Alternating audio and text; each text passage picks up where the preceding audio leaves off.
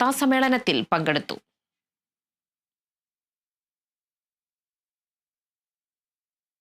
കോഴിക്കോട് ഒളവണ്ണയിൽ പശുക്കുട്ടിക്ക് പേവിഷബാധയുടെ ലക്ഷണം കണ്ടെത്തി.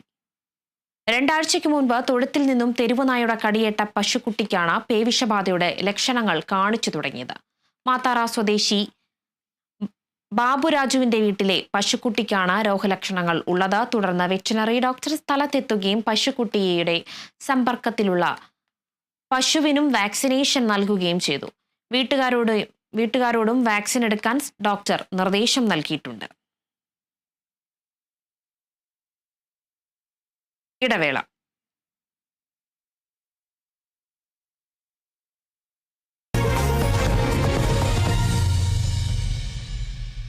ശരിയായ വില, ഏറ്റവും കുറഞ്ഞ പണിക്കൂലിയോടെ കവിത ഗോൾഡൻ ഡയമണ്ട്സ് അവതരിപ്പിക്കുന്നു കവിത റൈറ്റ് പ്രൈസ് പ്രോമിസ്. എല്ലാ കസ്റ്റമേഴ്സിനും, എല്ലാ പർച്ചേസിലും, എല്ലാ ഷോറൂമുകളിലും.